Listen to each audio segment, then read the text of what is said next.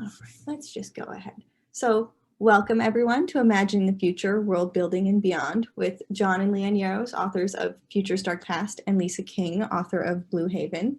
If anyone has any questions, we ask that you hold them until the end, and then feel free to hit the raise hand button or to write them in the chat. We'll be looking. So I'll hand it over to Lisa. Awesome. Thanks for that, Emma. So I'm Lisa King, author of Blue Haven, a twisty sci-fi, psychological, somewhat speculative thriller about paradise gone wrong. That's coming out very soon at the end of the month, May 31st. You see it right here. So I think first off, we really just want to thank everyone for tuning into our booth on world building, imagining the future and beyond if we get there. I'm really thrilled to be having this conversation with John and Leanne Yarrow, the dynamic husband and wife duo and authors of Future's Dark Past. So the first book in an epic trilogy series that's coming out this October. So very excited to read it. So at this point, I'm going to pass the mic over to my friends here so we can learn a little bit more about Future's Dark Past. Well, thank you, Lisa. We've really enjoyed getting to know you over the past few weeks, and we're so excited to be presenting this forum with you. So it's been a real pleasure. The Future's Dark Past springs from humanity reaching a tipping point about 350 years in the future. They have to do something drastic to save themselves, or they're just all doomed.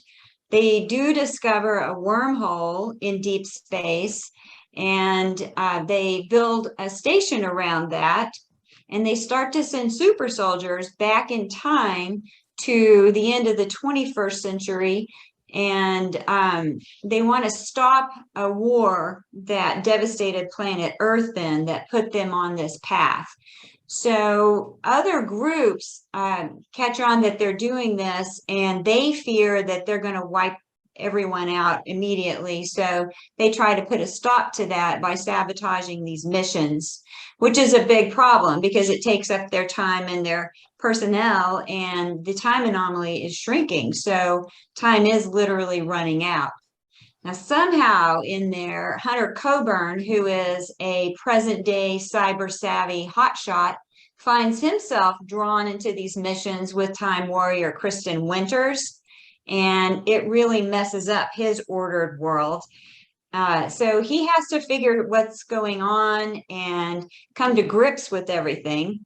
And he uses his AI supercomputer to help him understand what's going on and what the stakes are.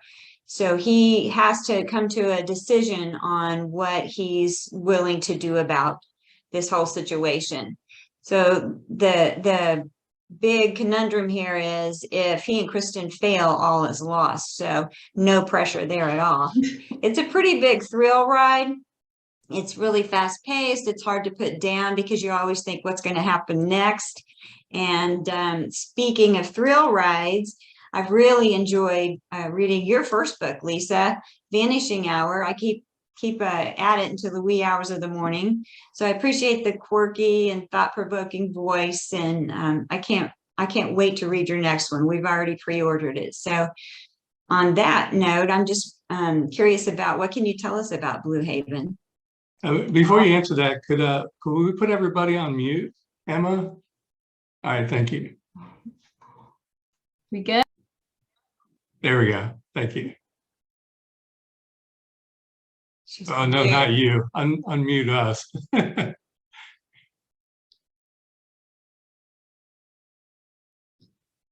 we have to unmute Lisa.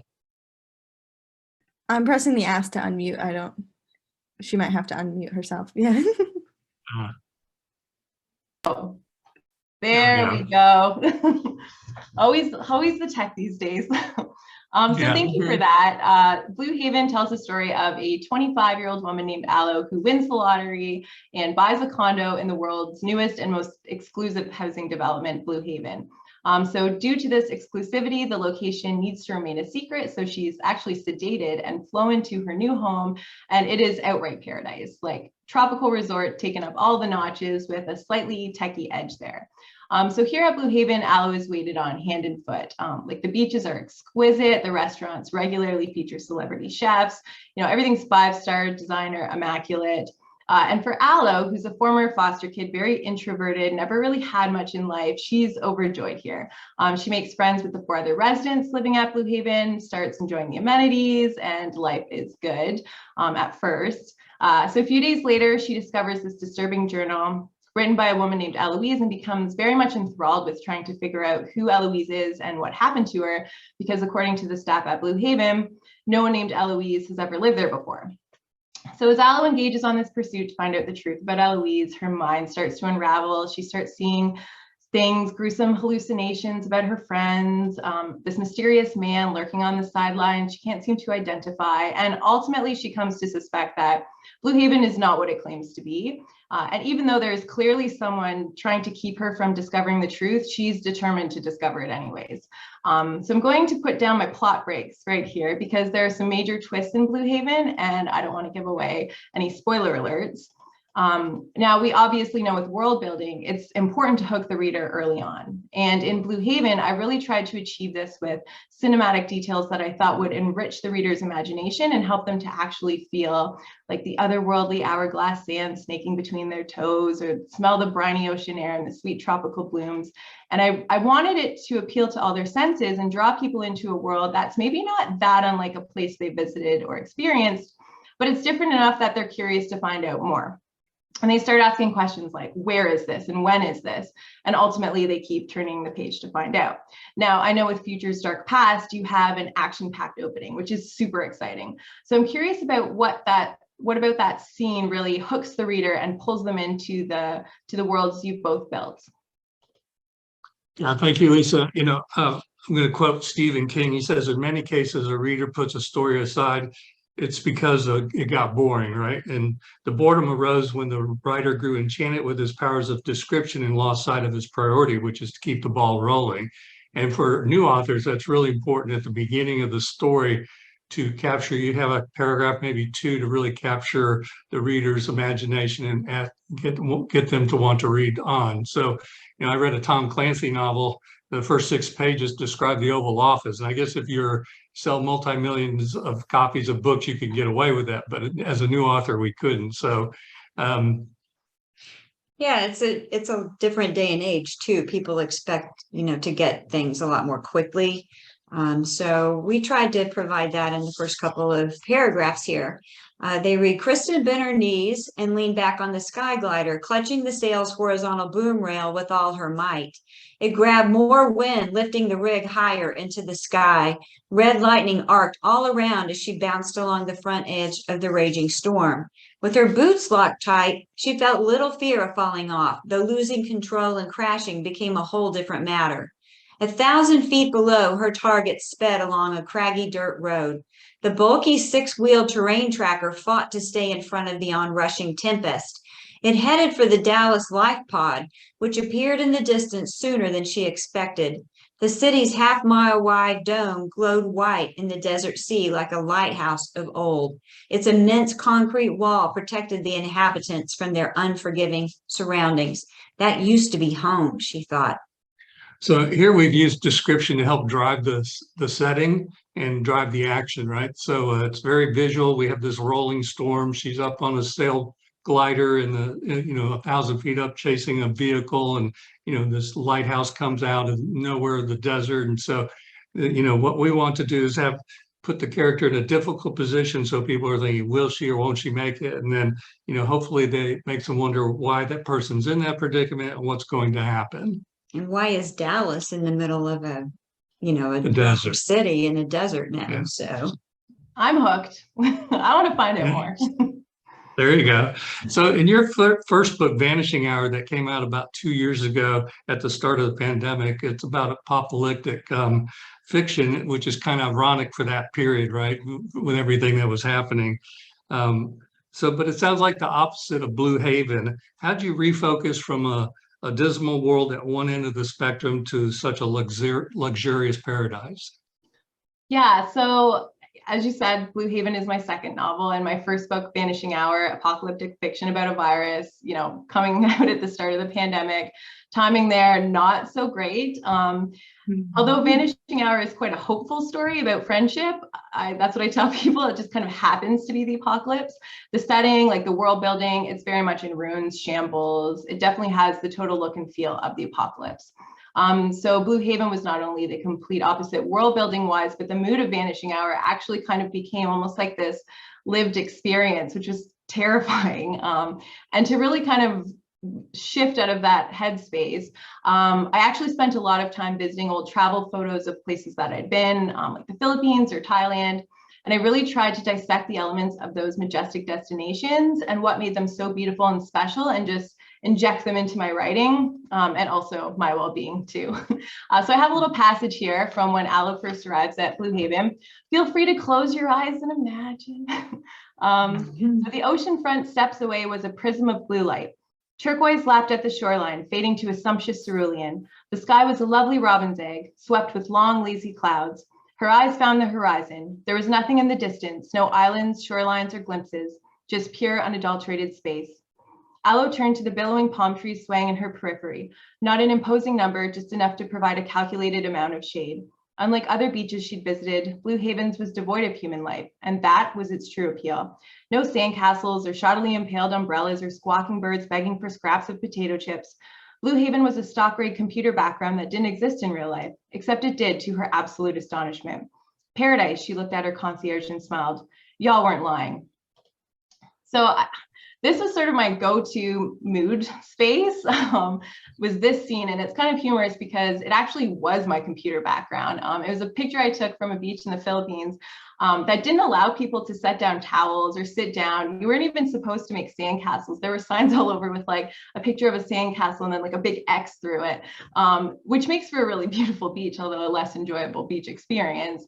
But that is generally how I kind of tried to switch between settings and worlds, moving from Vanishing Hour to the opposite end of the spectrum, being Blue Haven.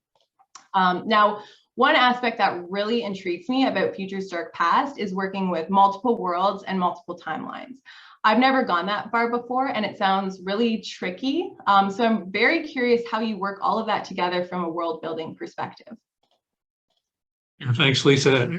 And one day my wife came into the office and I had all these sticky pads up on the wall. I'd taken all the pictures down and I was rearranging all the scenes and, trying to get it set correct, because it is kind of complex, because we have multiple time periods on Earth, and we have Mars, and we have space stations and other planets. So it was a lot to keep focused. But I think, one of the things we really focused on is using the world building, the setting, to help make it match the mood to further the reality of what's going on. So like in book 2, the opening is in Manhattan in 2086, and it starts with sleet hissed down onto the city, relentless, miserable, pattering against parked cars and grimy metal street signs. Carlos trudged along, leaning into the stinging gust with his chin tucked in tight.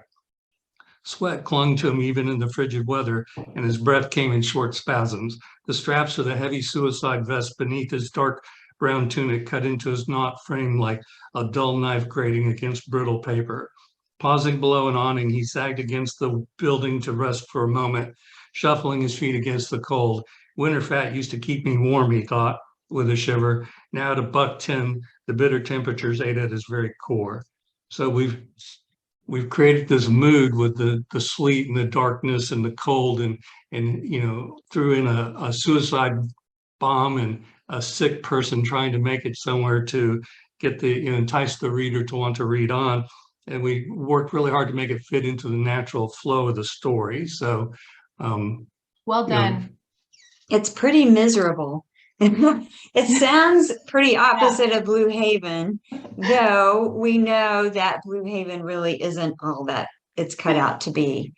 So I just wonder, how do you use world building to weave in the elements of suspense and make that reader question and want more in such a picture perfect world at the beginning, because it does change as you go through? Yeah, so I think Right from the start, I wanted the reader to be questioning. And one way to achieve this in a sci-fi thriller space is to push the limits of reality just a little bit too far. And that's what I did with Blue Haven, especially in the early pages, was just weaving in these subtle oddities. So for example, Aloe's concierge informs her that the ocean in Blue Haven is heated with these top-of-the-line thermoregulators to ensure the perfect ocean temperature every time, which is a little bit like, huh. Or there's this imposing dark tinted tower called the Hexagon that's claimed to be the largest in the world and houses every amenity a person could ever need. Yet they're in a remote location that no one's supposed to find. Or Aloe arrives in this incredible place only to discover it's pretty much vacant. There's only 4 other residents currently living there, which easily facilitates this eerie sense of abandon. And I have one short passage here to read from when Aloe is walking to one of her first dinners. She passed condo after condo, hardly visible at dusk. So many empty buildings. Maybe it was the lack of clarity or the sudden rush of shadows, but she couldn't deny a feeling of unease passing through her, twisting like a vine. Based on everything she'd seen so far, Blue Haven was extraordinary, yet one after the other they came, the sad and silent condos, inexplicably unoccupied. Don't people want to live here? So yeah, I also tried to really play to the juxtaposition of Blue Haven being this creepily vacant utopia as part of kind of the too good to be true vibe as well. Now this question brings up a really important challenge as an author, which is keeping the reader engaged. But books with fantastical elements have that extra layer of difficulty because you can so easily throw someone out of the story's reality, either by taking things too far or inconsistency, focusing on the wrong details, and then you're risking overkill and boredom. So I'm curious, what's your take on achieving that balance in Future's dark past?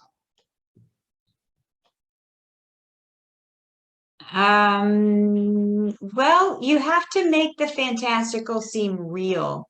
You have to create enough of a reason for the world you're building to be plausible. And one technique we use to do that is to ground the character in the place by using all of their senses. For instance, when Rookie Crispin sees the time anomaly at first, it's really a fantastical experience, and she has very normal reactions to it that we would experience if we saw something that was so out of the norm. And her reactions come out in both physical and emotional terms. So for instance, this little passage, the door slid open and cold air escapes with a quiet whoosh.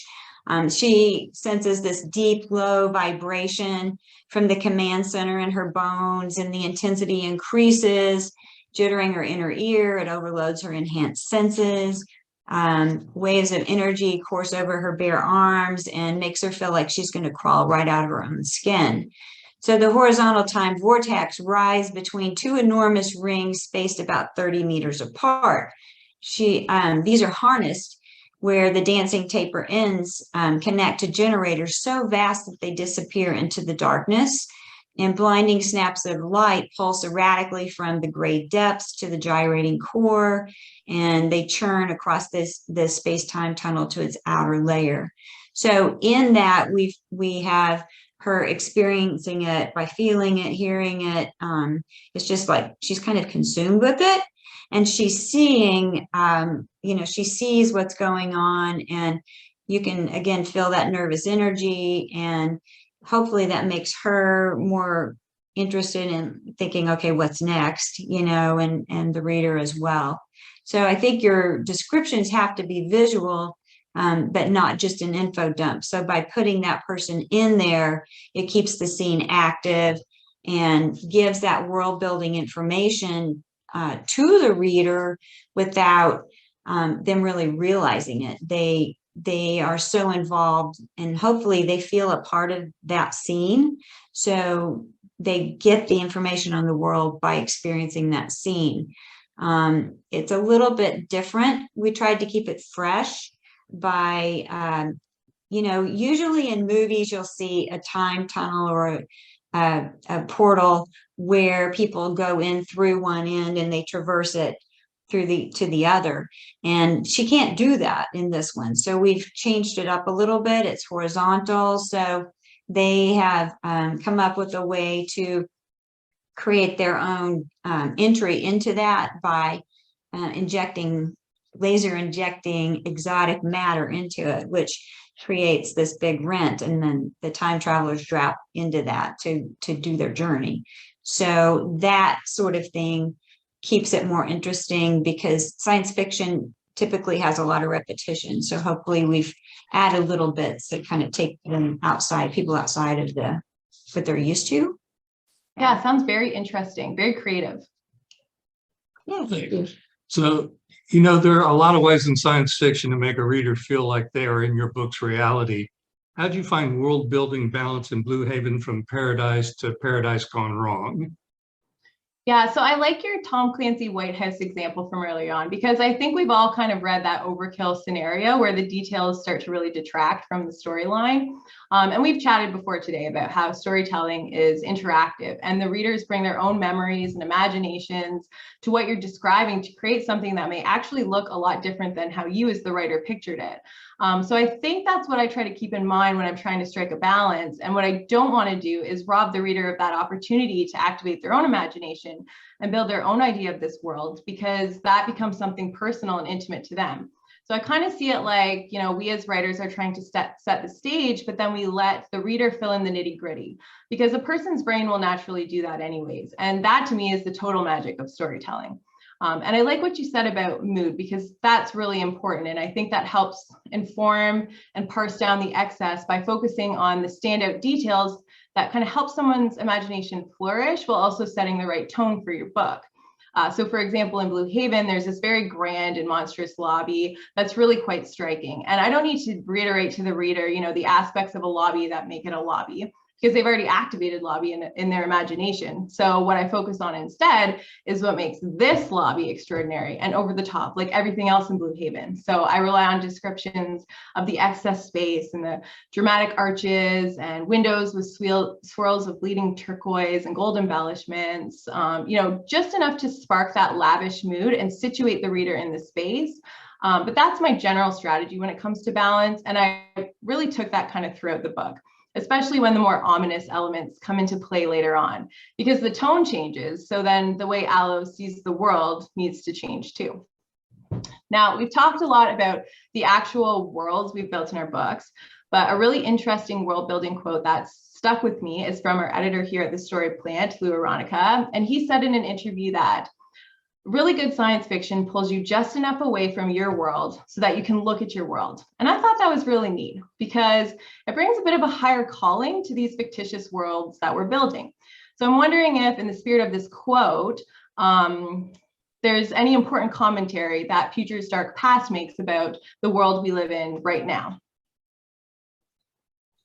Yeah, so, back in the when sci-fi was really just launching out, the great sci-fi writers in the early days, Robert Heinlein and Isaac Asimov and Arthur C. Clarke, always had messages in their stories, right, that were supposed to be lessons for us to make sure humanity was learning from, the future. So I think, we did attempt to do that. Mm-hmm. The world today gives us a lot to draw from. The uncertainties, the pandemic, of course, the anxieties, the horrors of war, dealing with climate change, overcoming injustices and frustrations, and how we handle boundaries and loyalties and disagreements. So time travel does give you a pretty innovative vehicle. It's convenient, honestly, to reflect on what's happening almost in parallel. There's parallels for sure. And we use them in this novel, but also throughout the trilogy. But it's not all grim. It's not, a beatdown or anything. The storylines rollick along, and they have plenty of creative energy and surprise. So it's really a pretty fun read, but there's a definite underlying current there. Yeah, so for me, I looked at it from a point of hindsight's 2020, right? And where are we headed as a society? If we knew the end result, would we change? Could we change, right? And so are we heading toward a Terminator type world, or a future, or like Star Trek's world? So That's what, I think we were trying to highlight in our book. Kind of make people think. And then with Blue Haven, do you have any bigger messages that you're trying to convey? Yeah, so I think Blue Haven asks a lot of questions about happiness. As humans, how far we'll go to experience it and the sacrifices we would make to maybe keep experiencing it. I grew up, I think, like a lot of people have, with this understanding of happiness as almost an ultimate destination that you're continually trying to get to. And I think Blue Haven is a little bit of a play on that.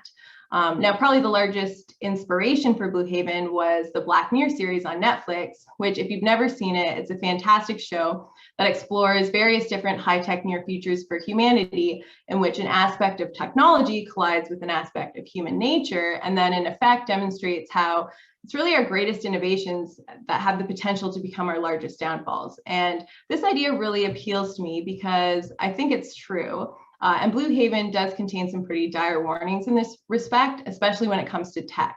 And these themes become a lot more apparent in the later half of the book after a significant plot twist reveals the true nature of Blue Haven. And that's really when the sci-fi elements come into play. But I think ultimately what Blue Haven is trying to showcase is one of our human limitations is foresight. We seem to really suck at this. And a striking real life example for me here is the Facebook like button, which you might know originated from some executive being like, hey, let's pop a thumbs up icon on there, like spread some positivity. And then years later, it's completely revolutionized the entire social media sphere and turned us all into these gratification hungry puppets obsessed with performing our lives for these screens. And it's kind of like, whoops. So, I mean, foresight is a human weakness, even when our intentions are good. And I think that beckons a lot more caution than we typically do apply to big decisions, especially decisions involving technology. So. Very insightful. Very insightful. Mhm. I think we just have a few minutes left. Maybe we'd check to see if there are any questions, right? So, Emma? So currently the chat doesn't have any questions, but I open the floor to any of our Okay. attendees. If you have any questions, please ask away.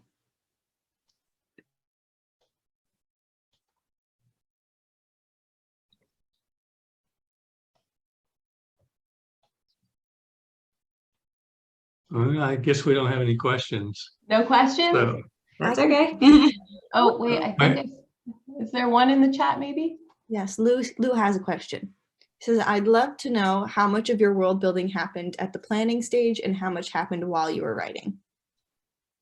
well, for me, I'm very much an organic type writer, so a lot of it happens why I do an overall arc where I know what's going on and what I want the world to look like. But then when I'm writing from the character's point of view, I'm doing a 360 view of what's going on. So I see a lot of things when they come to me, but then I have to go back and refine them too, right? So so it happens in both areas really for me. Yeah, I would He's second very- that. Yeah, Go ahead. go ahead. I was just gonna mostly just say ditto. I kind of start with a bit of a plan and then really feel it out as I start writing. And that's when you get into the actual space of the world, I find, and start looking around, poking around, seeing what's out there. Yeah, I've been accused of having gummy bears when I create my worlds, but that's not true at all. So, He's a big picture guy. He sees, the overarching story, and he has all of these storylines that weave together. It's amazing how he uses a lot of wit, the way he weaves them together. And then I'm kind of more in the details, and I'll go through and help him flesh out and expand on those worlds. And sometimes I'll take an info dump and then rework that into an action scene. So it's become pretty hand in hand Yeah. with the I do like to write info dumps The because world of creating the world, right? He But then you have sees to go it. back and make it where people want to read it, right? Right. So He just kind of throws it out there, Yeah. and then Lisa, what do you do for support in your writing? I think my husband Dave has kind of been roped into this position, whether he likes it or not. He's a great sport and very insightful, very honest, which is key. And then also my agent, Travis Pennington at the Night Agency, he's been wonderful as well to kind of give me that honest feedback about, my book ideas and how things are shaping up. Now, if there's no more questions, I know I've always been like more of a standalone writer, but Future Stark Past is a trilogy, which I think is just so cool. And I would absolutely love to hear what we have to look forward to in books 2 and 3. Sure. So it is book 2 and 3, and there's probably a novella in between those two. It's an arc from 2025 to 2355, the time span. So in the second book, we're more in the future, trying to stop the events that are leading up to the war. And one of those events is where they blow up a mosque in Manhattan, or try to. And the whole second book is, can they stop that from happening? And then the third book is more dive into looking at, well, can events be changed, and what would happen when you do actually change an event? So, and then of course the climax is, do we save the world or not, right? So from its future, the future Stark Past, right? So Very cool. But what do you have coming up? yeah. So Working on I'm currently dabbling in a bit of a middle grade project that's very different from anything I've ever written, but I have a 4-year-old, so I find that's where my headspace is a lot these days, like magical cats and and other those sorts of fantastical elements. But then I'm also working on another adult novel that's a little bit sci-fi, more on the speculative fiction side, with a lot of humor and a lot of heart. So I'm hoping to finish up a first draft of that over the summer. So more to come there. Love it. You're busy. Yep. Yeah, that's really good. Yeah. We'll throw it out one more time. We got just a minute left, or about a minute left. Or any questions, comments? You can reach us on our websites if you're interested in more information about our books, or even if you'd like us to do a virtual interview at your library. You can reach out to us at the Story Plant and find us there. But we'd love to hear back from you. So, all right. Well, thank you everyone for coming to this author chat. It's been amazing. We have another one at 2:30, and then later at 4 p.m. one of our authors, Bruce Ferber, is in the historical panel, the perspective panel. So that's exciting. I hope everyone enjoyed this as much as I did. And I hope you can visit our booth at today's event. And if you have any questions, a Story Plant staff member will be available all day to chat. Great. Thank you so thank much. you. Thank you. Bye. Bye.